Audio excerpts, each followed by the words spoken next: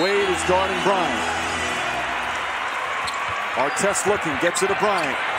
Bryant dribbling, has to put it up with the buzzer. Banks it in! He banks in the three! And the Lakers win the game!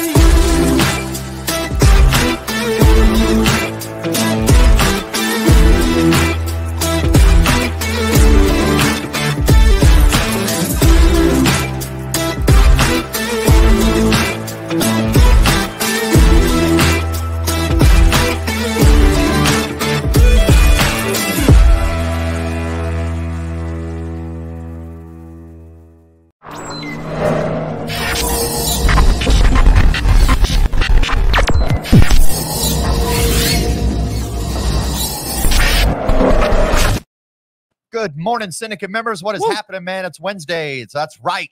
That means we are live right here from Syndicate headquarters here in Austin, Texas. We do it like this every Wednesday. Not always with both of us, but at least one of us on the show. And we are always happy to be here. Get excited and get ready. Go ahead and start putting your weekly wins in the comments because we're about to get around to that.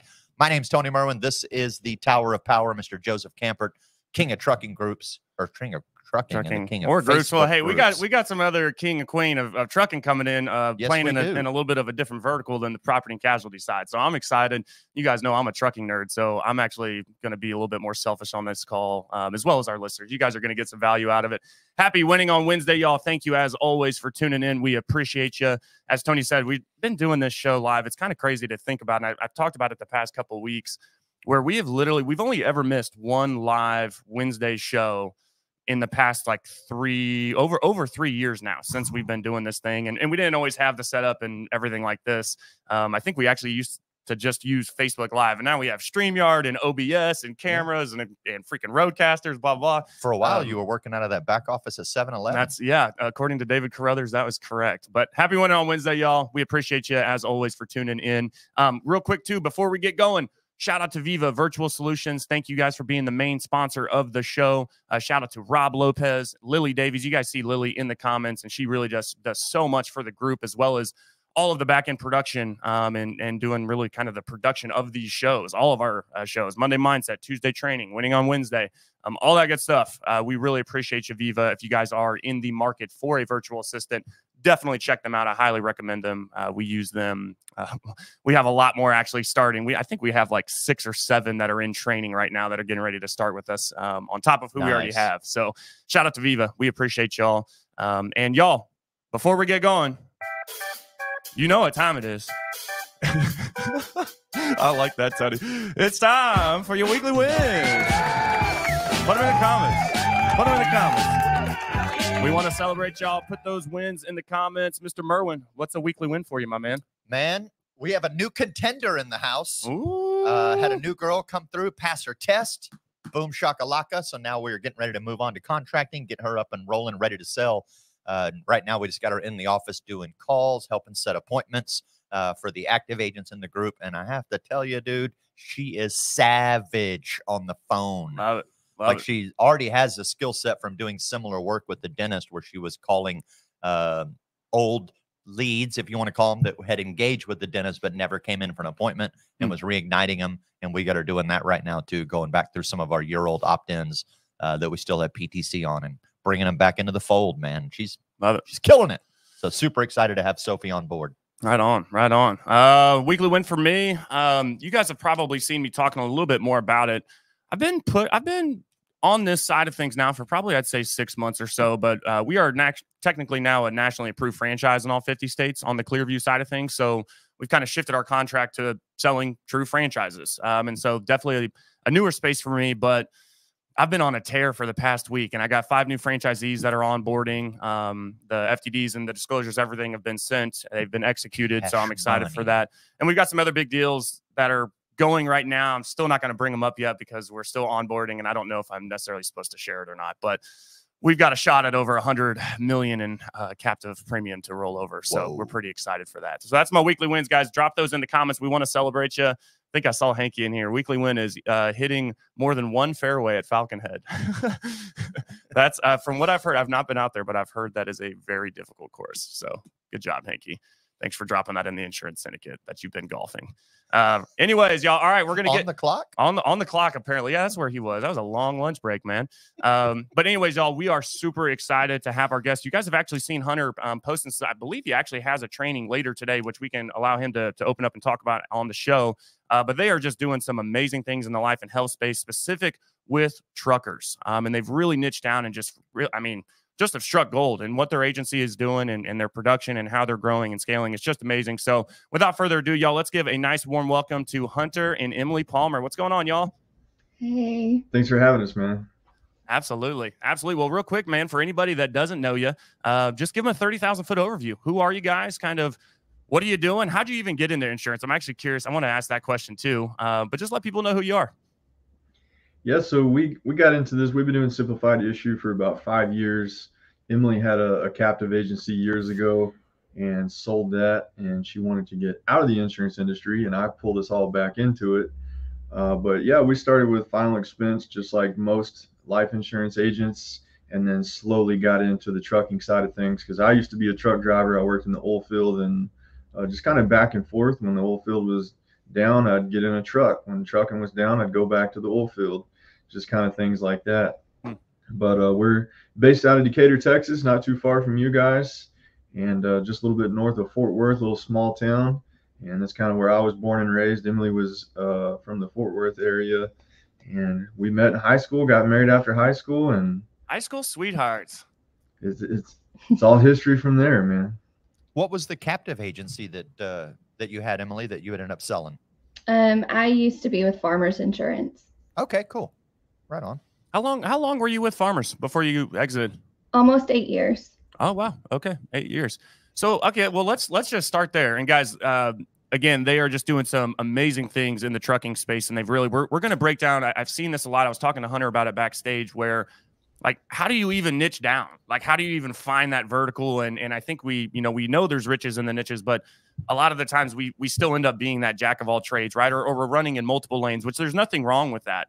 But I think there is also power to really like, all right, who is my ideal client avatar? But I guess my question, because I know y'all's background, and it's funny, we've actually known each other, or at least of each other, for years now.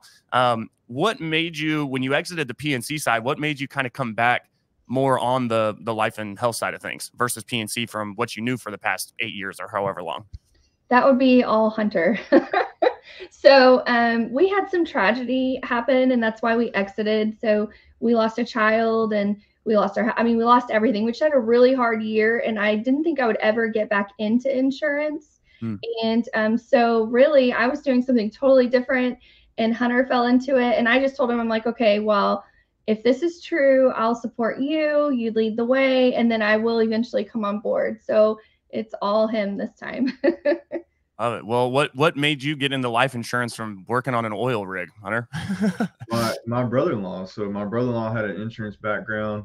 He'd done Medicare years ago, and he was a driver too. So me and him, he owned his own truck, I owned my own truck, and we were kind of running buddies. We worked at the same company. We stuck together, ran together, and he just slowly just got into insurance. He's like, I'm gonna, start doing this life insurance thing, and I'm like, whatever. I don't know anything about that. And then he introduced it to me, after he got started. He's like, man, you can really, just buy some leads, go meet people, write an application, and you can make, $500-600. And I'm like, really? Like in an hour? He's like, yeah. I'm like, well, what do I got to do, man?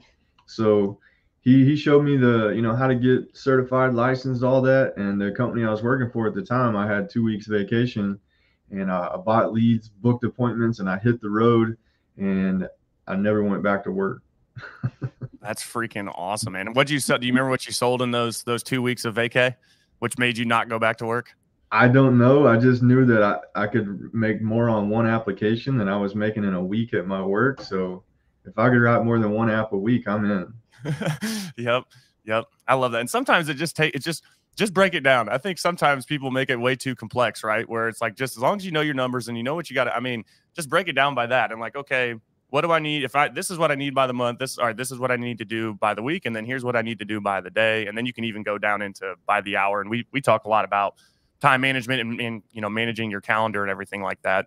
Tony, I see you writing some stuff down. What you writing down over I there? was just kind of detailing some of the notes as he's been going through, in regards to starting with the captive agency, moving through. I'm just kind of documenting some of the history he's talking about. I'm curious in the final expense space, because that's when, and because it's funny, because I actually didn't know you were in the trucking space until right now. Really? I really didn't know that. I always actually thought, Hunter, that you were just crushing it out there in the life insurance world, because I've run across you at some of Cody's events. We've obviously seen each other online, but for whatever reason, it escaped my brain that you were in the trucking space. And I always remembered you or thought of you as a killer in the final expense world. How long did you stick with the FE space before you started the transition? Probably about 1.5 to 2 years. When I got started, I think I got licensed in 2019. Okay. So that's kind of at the beginning of COVID. So I worked for about a year. My first year, I got out there and killed it. I didn't even realize I was killing it. I wrote 156,000 issue paid business my first year. And everybody's like, dude, you're a stud. Like, and I'm thinking I'm struggling. It's a tough business. Yeah. It's got its bad weeks and bad months. And it seems like I'm always just clawing. But COVID is really what pushed us into telesales. And we kind of went into telesales with COVID, because COVID, honestly, we just shut down. Like, we're just going to wait for this thing to pass by. It'll be gone in a week or two.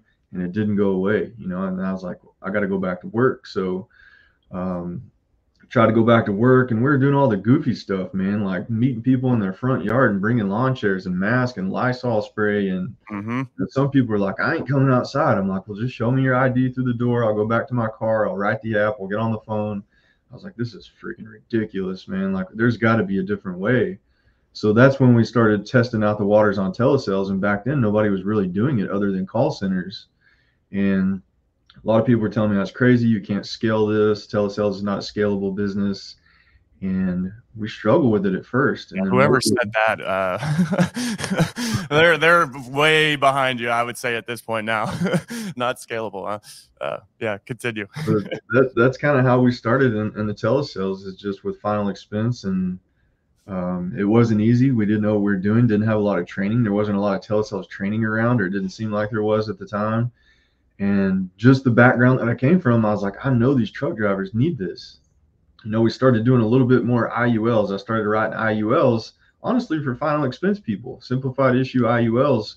If somebody is 100% healthy, there's no reason to put them on a final expense policy when you can get them a simplified issue IUL with twice the amount of coverage, better living benefits, more cash value, and it's a permanent product.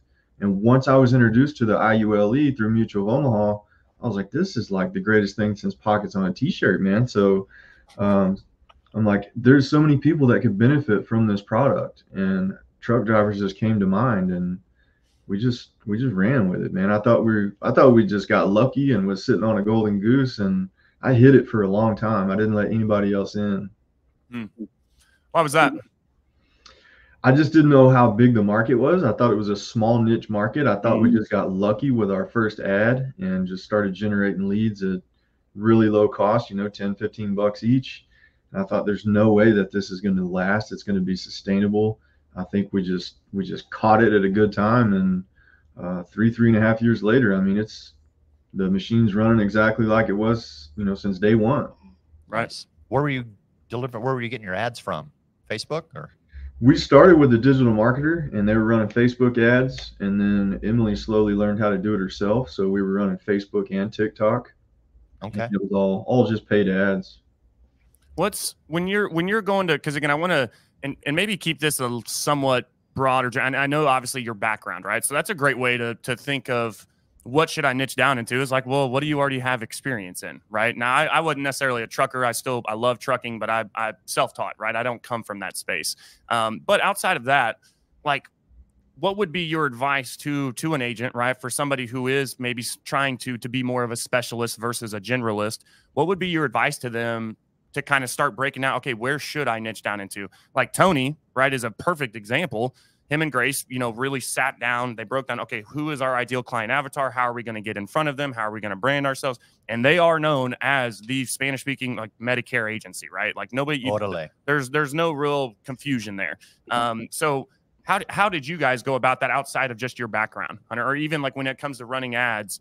What were the things that you put into place to attract a trucker, right? It's obviously an entirely different demographic that you're speaking to versus maybe, somebody that you're going door knocking and selling final expense to.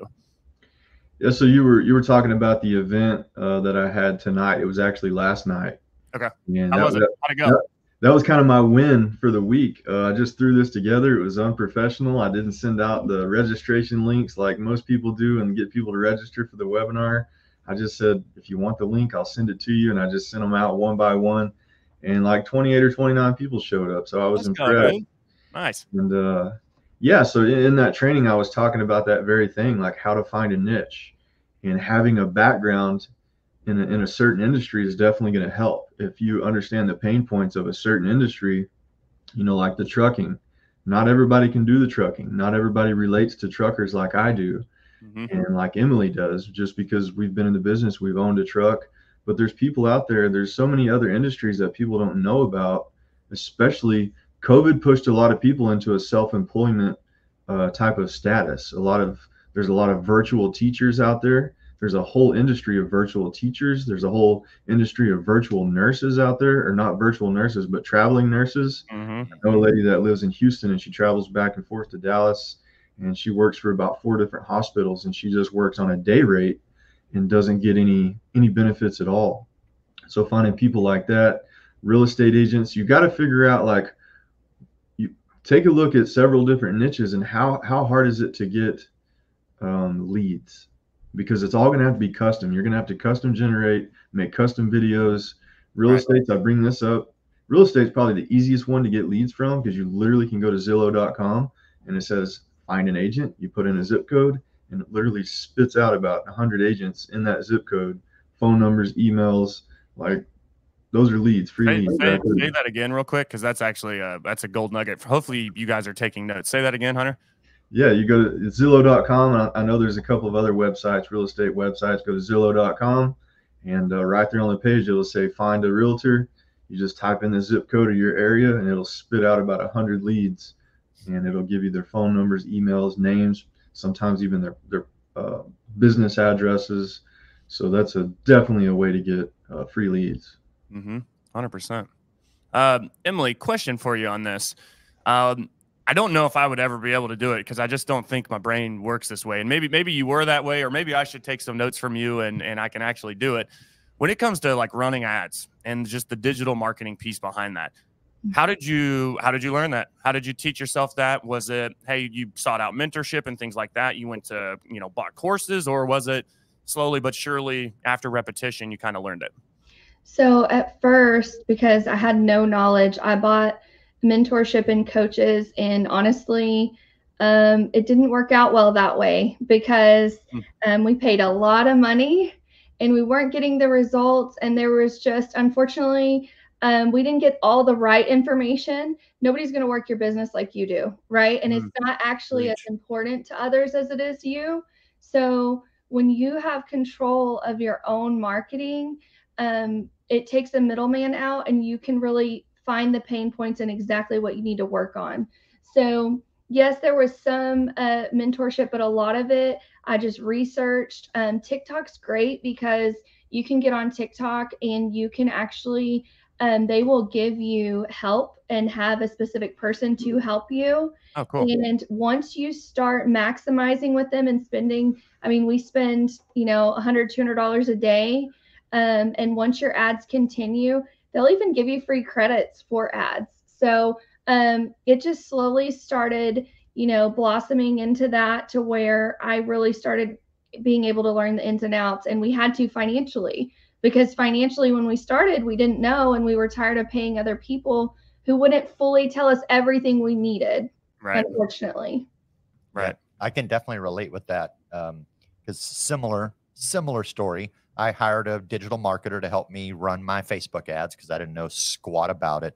And I remember when I logged into the platform the first time and I looked at it, it freaked me out and I immediately closed it. I'm like, I have no idea what's going on in that whole screen. It looks terrifying. Just hit close and walk away. Yep. Like Then a I started, rabbit hole. yeah. And then I started following a guy on YouTube named Ben Heath. He's a British guy, but he seems to have really his finger on the pulse of Facebook ads. Anytime they update the platform, he's one of the first people that's got that's got information about how it's going to affect you for good or bad. And I just started eventually competing with the digital marketer that I hired. Right. So I was going in, I was like, all right, here's the ads he's running.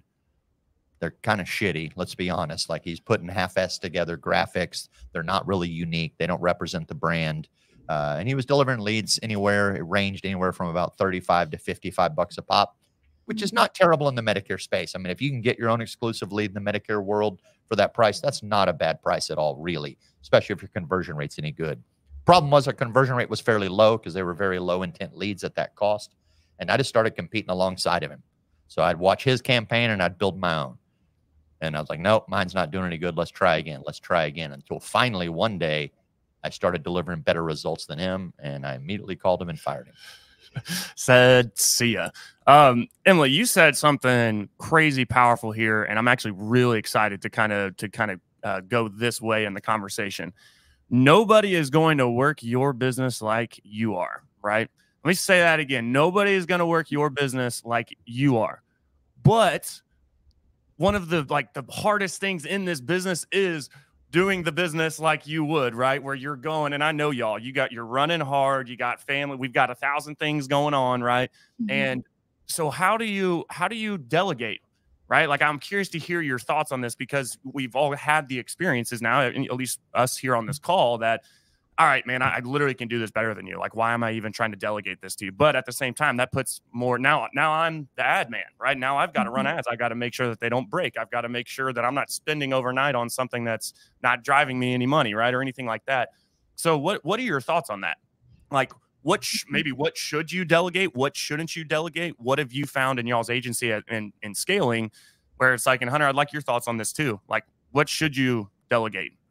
Because nobody's going to work on the business like you are. I'll start. So first of all, when we first started scaling, what was really important is you can't grow without a team, and you have to have the right type of partnerships. Like, that's vital. They have to be trustworthy. Right. So in the beginning, it was very much, I have to do what brings us the most income, right? Because we're trying to grow and scale. So I'm not going to give someone else, a lead to run, because that's what I need to be doing to making the money, but I can give them the billing issues and things like that. So slowly growing that way, and placing strategic partners, because now we've done the work and now we have a plug and play system for our agents.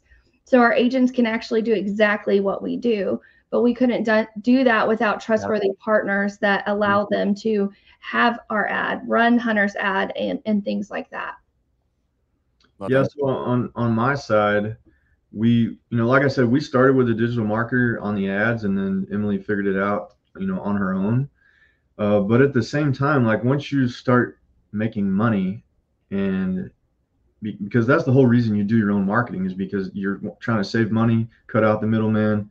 And that way you're creating more high intent leads. But at the same time, there's time involved in creating that. I have to create the videos, which I still do.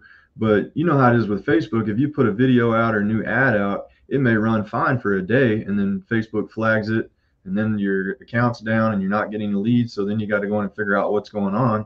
Facebook's not going to help you. So that was taking time away, because Emily's like, my God, I need an hour so I can sit here and figure out what's going on. So we just delegated all that back to a marketing team. So Smart. All I do is I go to a truck stop. There's trucks in the background. I'll do a quick video, 1-minute video, send it to the marketing team.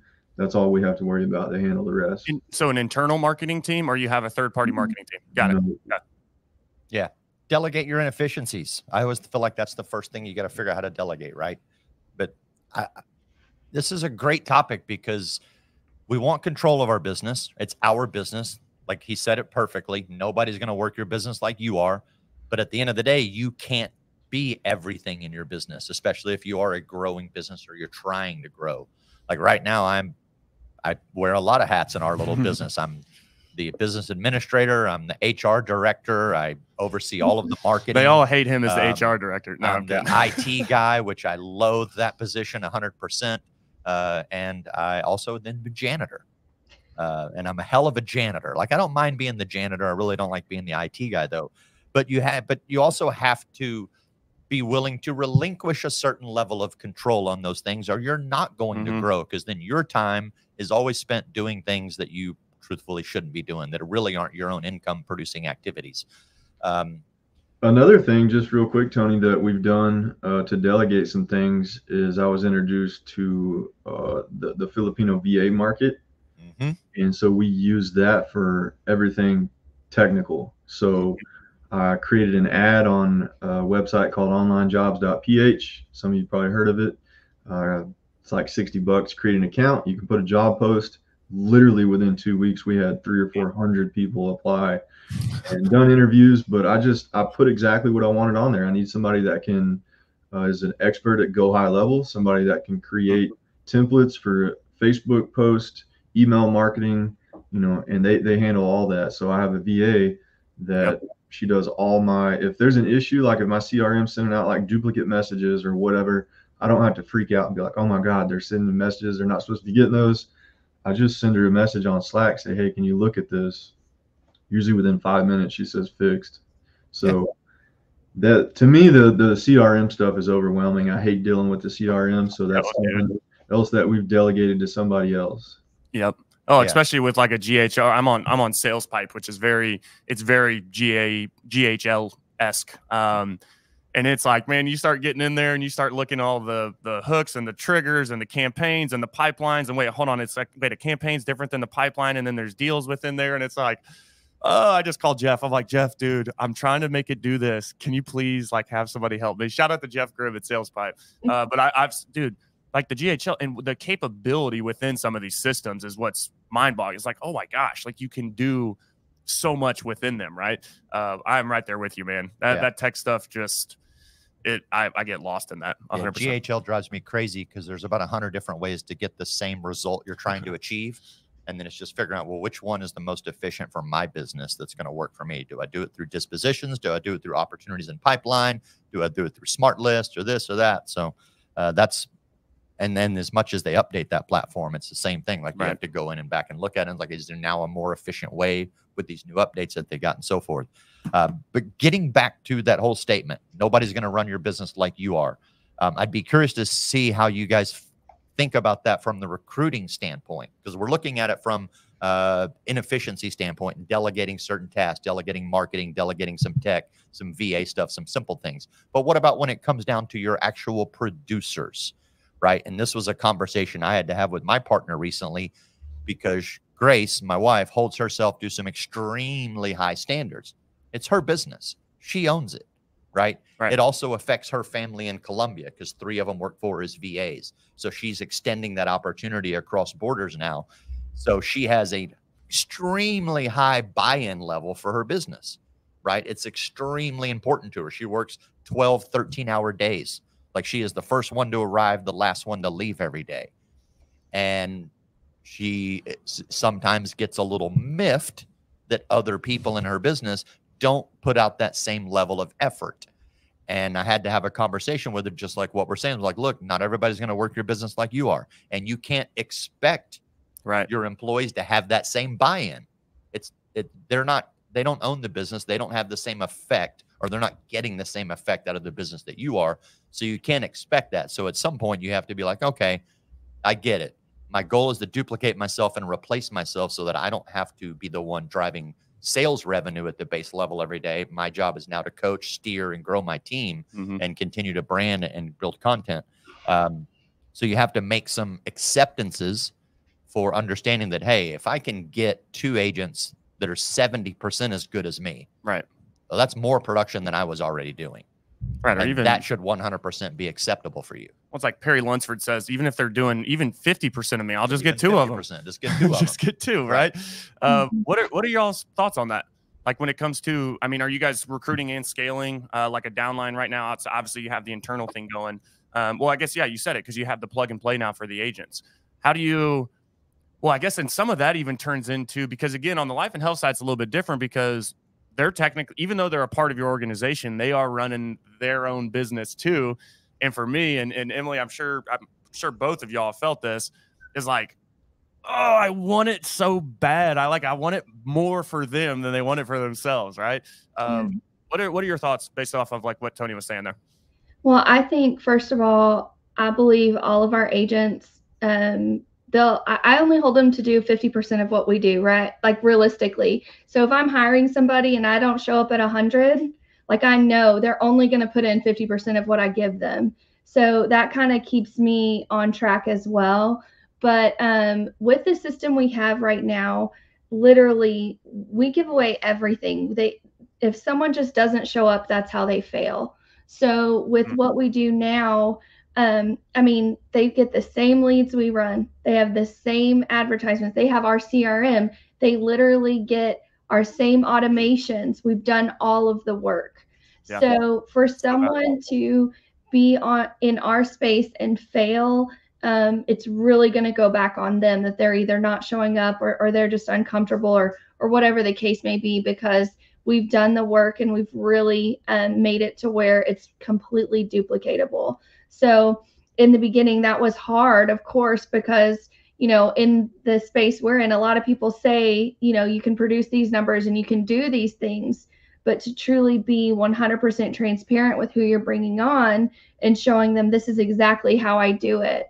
So the other day we had one of the agents call who's running the same ads we are. And they were like, you know, I think I'm not booking the appointments correctly. And they were kind of complaining, right? And Hunter told them, Hunter's like, we're going to get you on the phone with Emily and she's going to make you look silly, but she's going to teach you, right? So I'm on the phone and I only had about like 30 minutes with them. And they're like, I stopped my ads. These leads are old, you know, giving me all the excuses. You're not going to be able to book any of them. And so I'm like, listen, just listen. And I booked like in 30 minutes about 15 appointments for him. And I told him, I'm like, it's a mindset. You got to stay plugged in. You just got off just a little bit. So with what as niche down as we are, I don't think you can fail, you know, as long as you're following the processes and reaching out. And there's enough proof of concept there now, right? Where it's like, I mean, look, the numbers don't lie, guys, right? 100%. It's funny. The interview I did with Cody over like 3 years ago, which is I'm still getting messages from that, and it like resurfaced, and I was repurposing it just on my personal page, but then I've started to get more messages from it. And literally, somebody messaged me yesterday and said, "Hey, just watched your interview from 3 years ago, and it was inspiring. Like, do you have any tips or whatever?" And it's like, okay, that's cool, but you know, Cody, one of the questions he asked me in that interview was like, what makes you successful? Or what are the tips that you would give to somebody to find success in insurance? And like, what's the skill set? And I said, honestly, you know, I don't know if you would necessarily call it a skill set, but to some it might be. Like for me and for Tony and for Hunter and Emily, and you guys are in more rooms than we are nowadays. It's one of the skill sets is you just got to show up. Like just put your butt in the seat and pick up the freaking phone. And it's crazy how many people can't even get to that point. So the reason I bring that up and kind of my question to y'all, you guys have been in a lot of rooms. I think in the past couple of years, you guys have really taken this thing up to another level. You've changed your network, right? And guys, you've all heard it. Your network is your net worth. You guys are running with some big ballers, right? And we've seen that on social media and seen you guys grow in your agency. And now you're building a team. You got the plug and play system. Like, what is the power to you? Hunter, go ahead and kick us off with this. What is the power to you of getting in the right room? You got to show up, right? So what has showing up done for y'all? Yeah, I mean, I'm a firm believer that, you know, one relationship can change your trajectory 100%. And we think too small sometimes. You know, there's people out there like the big deal you were talking about a while ago working on. You know, sometimes we think about just hiring agents. You know, how do we get more agents? Your mind never transitions to how do I get agencies? How do I get 50 people at one time, or how do I get 100 people at one time? You know, your mind doesn't work like that until you get in different rooms with people that think like that and give you the confidence to be able to have conversations with people like that, that you think are happy and they have it made and they're doing well, but maybe they do P&C and they've never done life and health. We're not trying to get everything. We're just trying to show them how to do life and health. Yeah. You know, there's a lot of people that do Medicare only. They're like, I would love to do what you guys do. And I'll have a whole team and I think we could kill it and we could create a whole niche. And it's just awesome, man, just to be in rooms with people. I mean, some of the people that even showed up to the training last night, I mean, are big agency owners and want to hear what, you know, we have to talk about, how we built what we built. And that makes me proud, honestly. It's okay to be proud of yourself, guys. Yes. Say it louder, dude. Real quick, big agency owners are sitting in there listening in. That right there should tip a lot of people off to something. These are people that are already hyper successful, right? They're big agency owners. They're doing well, but they're examining other avenues, other things. The point I'm trying to make is that's a good student. That's someone that even though they're at a high level, they are still maintaining a very solid student mentality to keep learning their game and getting better at their game and growing. That is a absolute definition of a growth mindset leader that is going to continue to do big things. That's not someone that's like, oh, I'm already here. I can't learn anything from them. We're already killing it. Well, apparently, you know, you realize there's something you're missing. Right. So, right. Nice point there. Can you, Hunter, I wanted to ask you this question, just because, again, it's kind of your background, but I'm just curious and share as much as you want to share. Just what does the process look like, and what are you using kind of for your hook, line, and sinker when you're running these ads to truckers? I love the truck stop idea. That's a gold mine, and we see it, and I'm sure you're probably doing stuff in the Facebook groups and all that stuff. But like, what's that step by step? Like, what are you really doing with the ad outside of making it, you know, pop and people are attracted to it? Like, what's that hook, line, and sinker for people that actually are clicking on it? They want to buy life insurance. Yeah. So the hook is our angle. And you guys know as well as I do, if you've been in the business for any amount of time, that people on the life side that sell final expense, mortgage protection, IULs, it's all a life insurance product. It's just that is an angle that somebody has created to find a way to sell life insurance to that person or to that demographic. And we've taken it one step further and created our own angle, and we call it income protection, because that's a lot of people's fear is they're going to run out of money.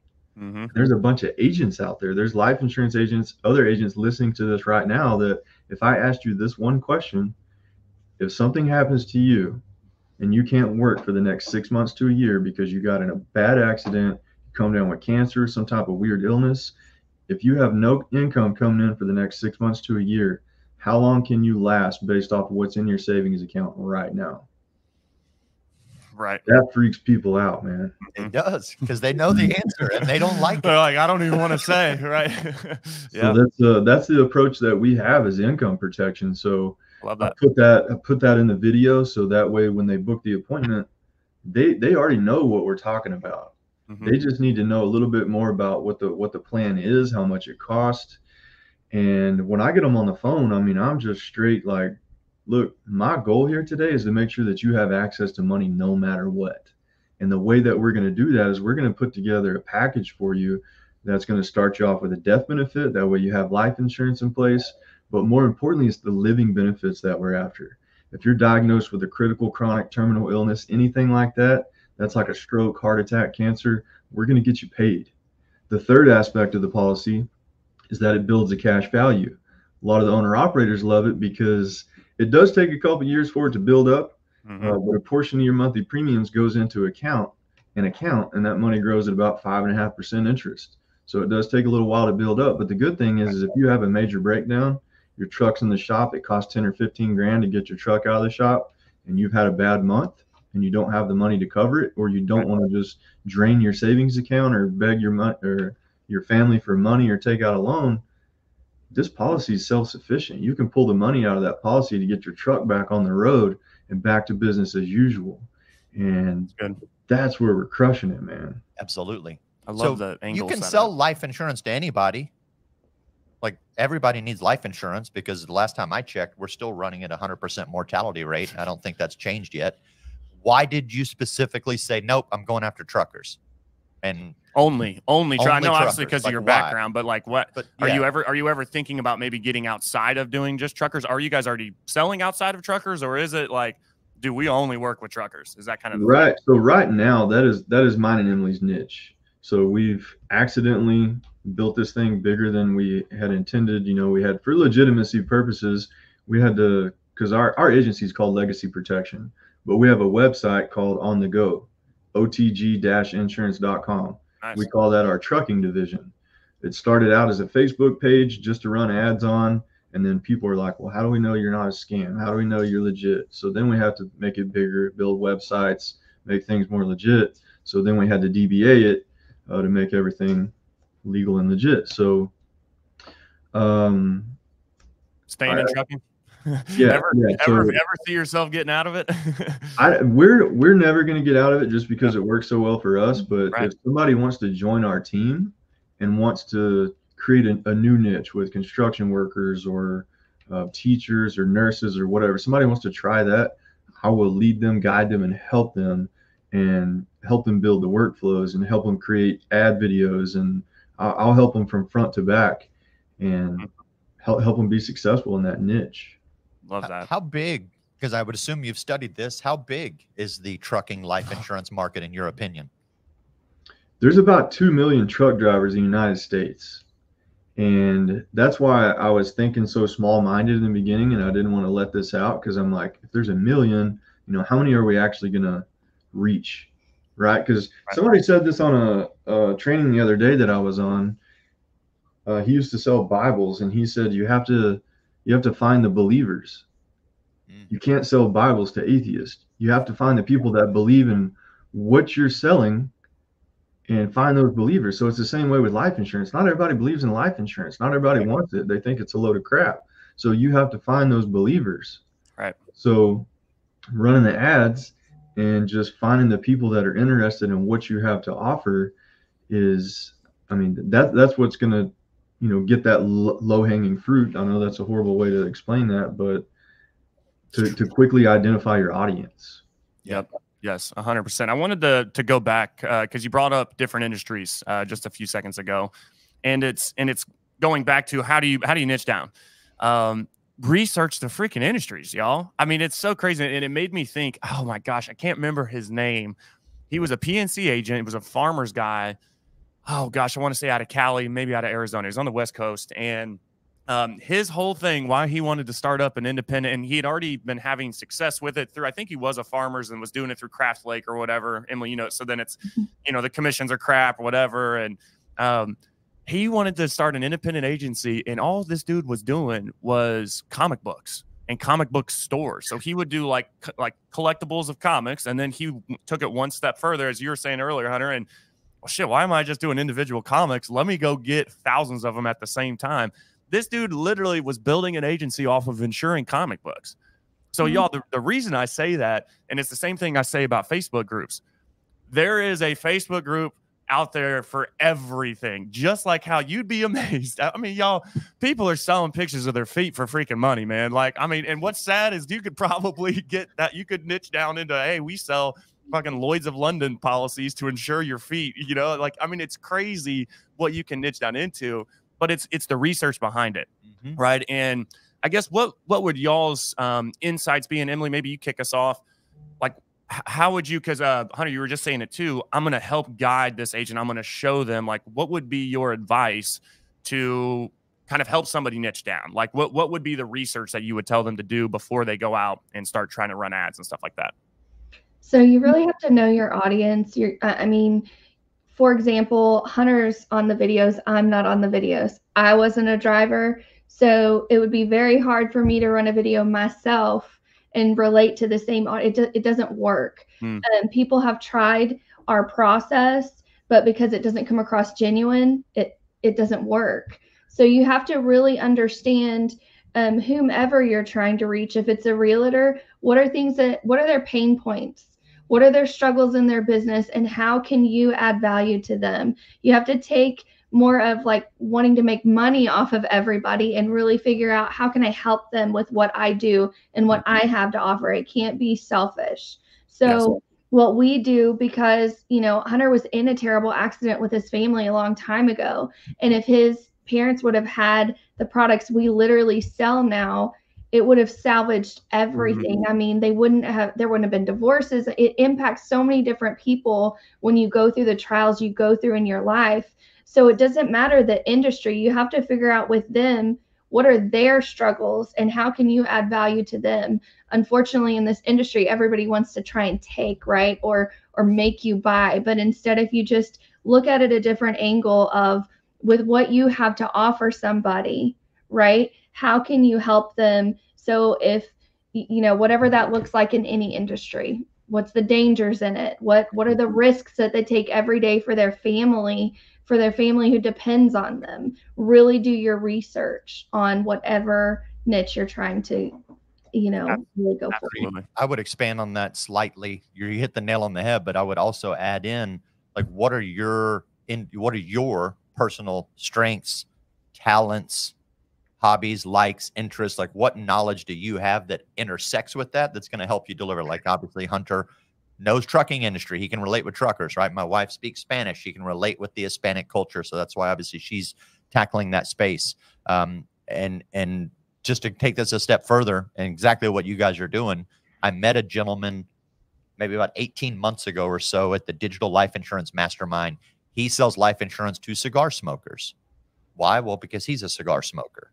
He loves the cigar smoking culture. He built his whole agency around attracting and targeting cigar smokers that's struggling to find good quality life insurance products, right? And so he can build his whole thing around that, because now that brings about a personal level relationship. They both have something to talk about. Cigars, right?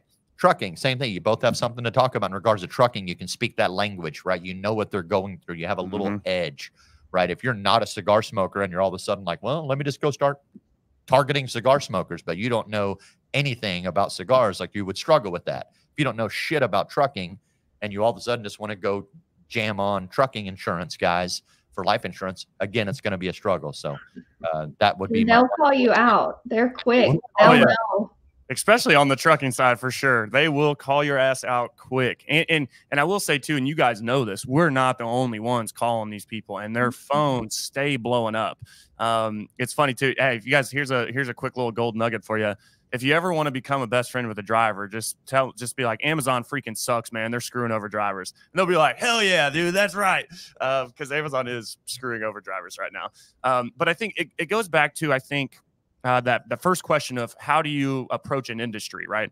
So let's say, all right, I've got the industry, I've done my research, but then I think a lot of the times people will approach that market or go into the market, and it doesn't last long. It doesn't work, right? It doesn't drive revenue. And I think a lot of that goes back to actually having the confidence in your product. You were talking about it, even Hunter, you were talking about your call yesterday.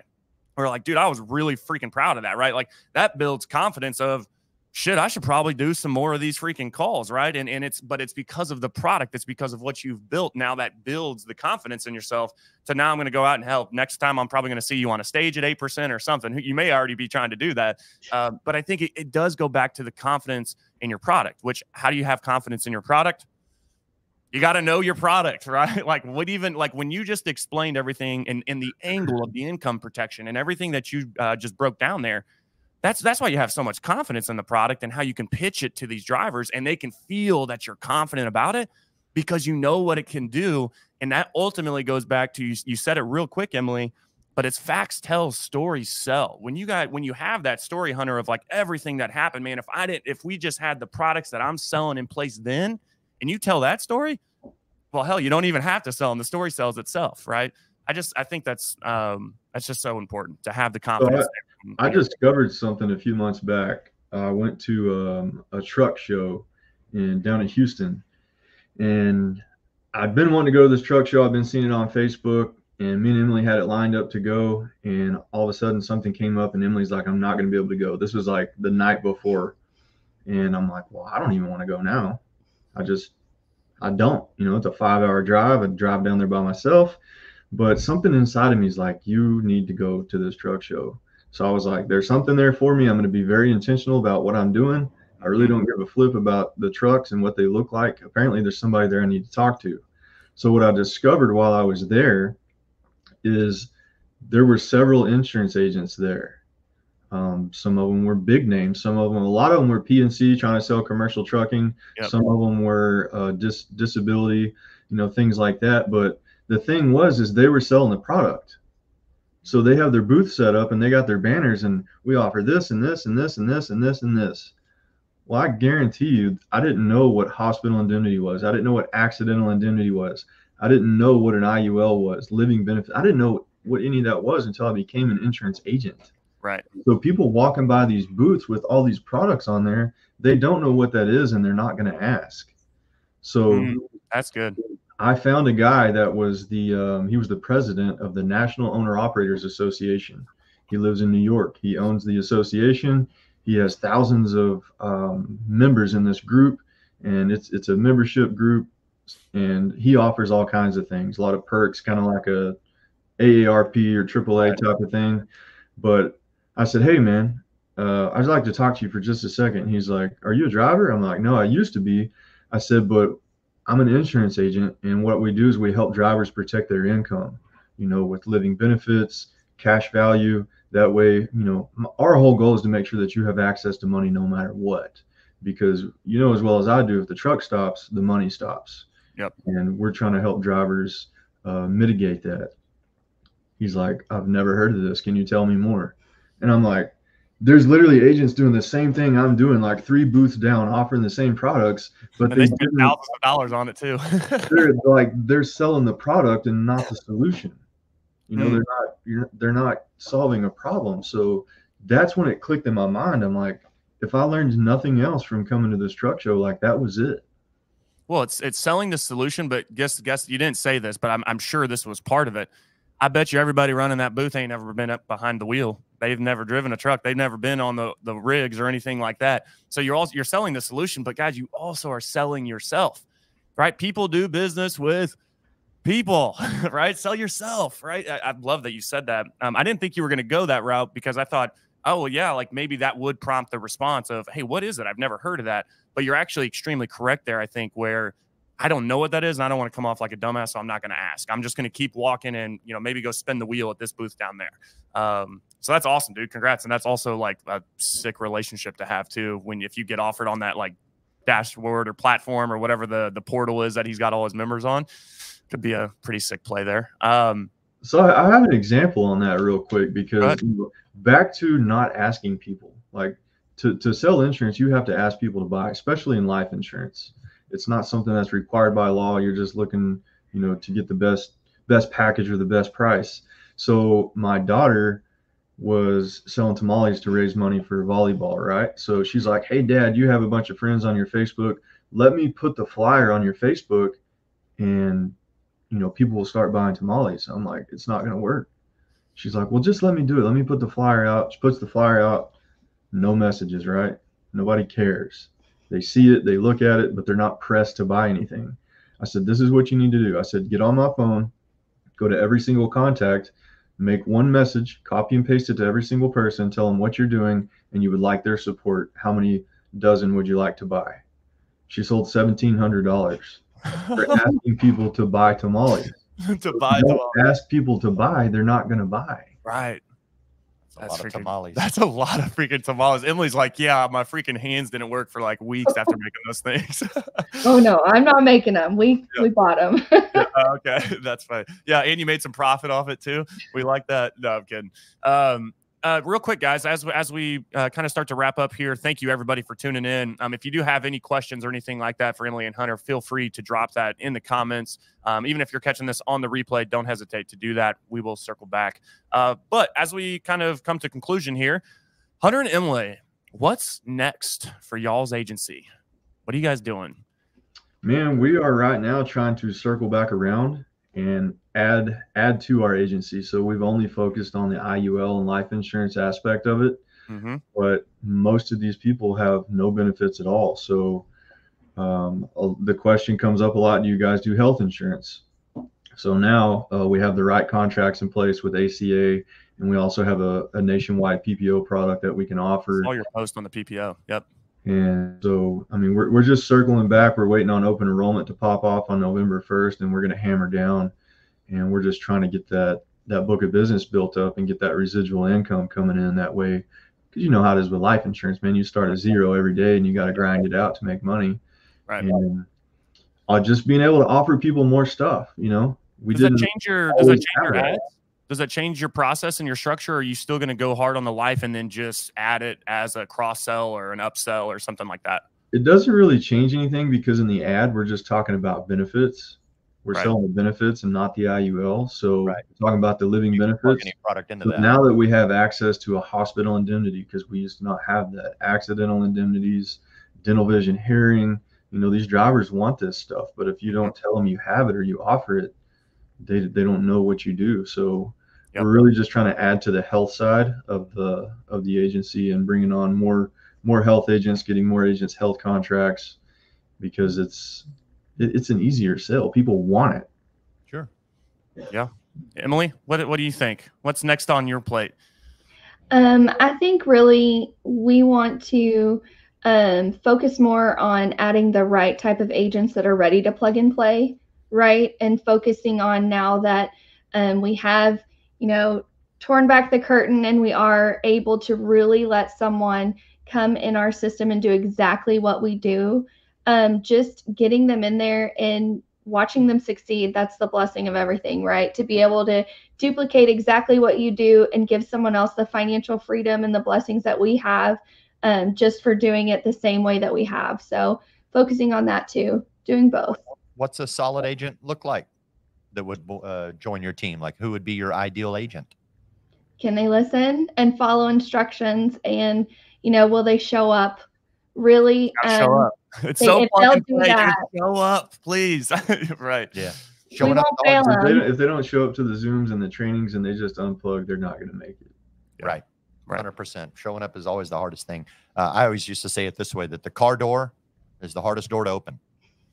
And I was always based on when I would do it outside sales, right? I would get into the neighborhood, and then you'd get there and let me drive a couple of laps around the neighborhood. I did the same thing, Tony. Right. And then you see, and you're like, okay, yeah, I guess this will be a good place to park. And then you park, and then you kind of sit there and you're like, listen to my pump up jam before I hit the doors. Yourself out of it. You're like, oh, there's like 5 cars in the driveway. They're probably having a party. I don't want to disturb them. Right. You're trying to talk their whole family's over. Instead, you're like, oh, there's 5 people in there. I could probably write 5 policies. Mm-hmm. Absolutely. Yeah. Hardest door to open is the car door, man. But yeah, you got to show up, and if you show up, the rest can be can be gravy or history. So, go ahead, close us out, Mr. Merwin. It's been an awesome show. Thank you guys so much for your time. Absolutely, man. Thanks for having us. Show. A lot of good things, and again, man, biggest takeaway I would say is you got to remember that nobody is going to run your business like you would run your business, right? Doesn't mean you shouldn't be willing to delegate, shouldn't be willing to relinquish some control, but understand that those expectations are there, that nobody's going to run your business like you do. So thank you guys for tuning in, and thank you guys for showing up. Always love seeing y'all online.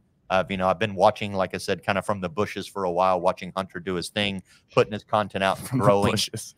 So it's creepy. It's super motivating to see you guys growing and doing your thing. So we wish the best for you. If agents want to reach out to you, I mean, I assume they can just hit you up on Facebook, but what is the best way for an agent to get in contact? Social media, that's the quickest, easiest way. They're the only Hunter Palmer online, I'm sure, or very close to it. The only one wearing a fat gold chain. Hey, I've seen those videos. Love it. Well, thank you guys. Thank you again, Hunter and Emily, for your time. Y'all, Hunter said it best earlier. One relationship can change your entire trajectory. So thank you guys so much. Have an amazing rest of your Wednesday. And keep the pedal down. Let's go. It's the peak of the week. Let's get it, y'all. See ya.